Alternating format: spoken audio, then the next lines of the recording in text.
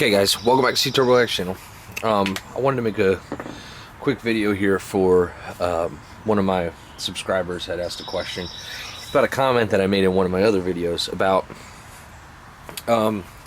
if your flywheel sticker is gone to shit or missing and you can't see anything on it, which can happen from pull starts or something rubbed up against it, whatever. What I want to show you here is this is a flywheel that has had a little bit of issue. You can see all this is rubbed off here. Now, when looking at this flywheel, there's an important mark on here that some people don't notice, but I have a dot right there. I don't know if you can see that or not, but more importantly, let's stick this up underneath there for you. There's 3 dots right there, and I'm gonna zoom in on that and see if you can see that real well.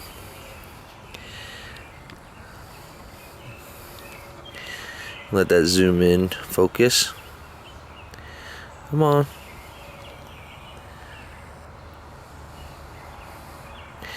Alright, can you see those 3 dots right there?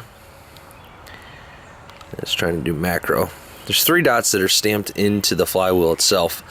Those are important marks for, I'm going to tell you how you can lay this out and go ahead and put your marks where they're supposed to be. Now,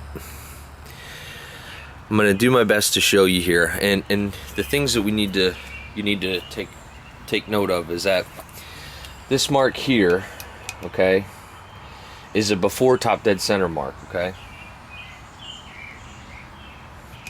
This here is top dead center, and then I'm not really even sure on this one, so I'm not even going to guess what these numbers are because all the numbers are rubbed off on this one.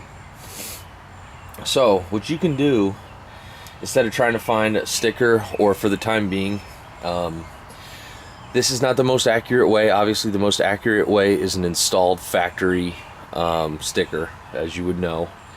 Also, I'm going to give you these measurements in decimal form, and I will also convert them for you into fractional form. So if you're going to be using this with a tape measure or ruler of sort, in case you don't have something like a caliper or micrometer, or even a decimal ruler or scale,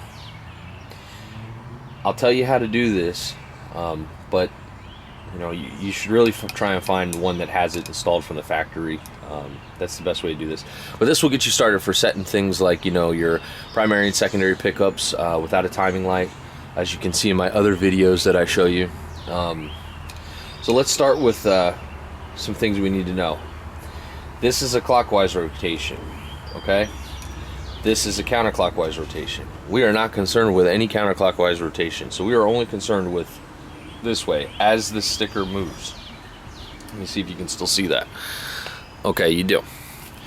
So first thing we're going to point out is the 3 dot mark. That is 17 degrees after top dead center. Okay, so from this point, if you measure over this way to there, which is 1.1715 inches, and you mark that point, that is your 0 top dead center. That's 1.1715 inches, or 1 inch and 11/64. Okay, that is your most crucial mark, your top dead center, because after this we measure from there, so you want that thing to be as dead nuts as possible. Okay, after that you measure over 0.340 inches, and that will identify your 5 degrees before top dead center. That's 0.340 inch, which is also 11/32 is the closest fraction to that. Okay, from the top dead center again, back at top dead center, you measure over clockwise 1.4125. That's 1.4125 to identify your 21 degrees before top dead center. That's an inch and 30 seconds, okay? So we're gonna recap real quick. 3 points, 17 degrees before top dead center. You measure over 1.1715 or an inch and 11/64 to identify your 0 degrees top dead center. From the 0 degrees top dead center, you measure over 0.340 or 11/30 seconds to identify your 5 degrees before top dead center.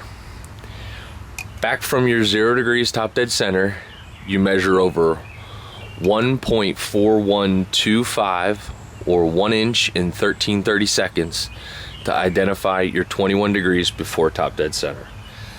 That should be able to get you moving along for setting all your primary, secondary pickups as you see in my other videos.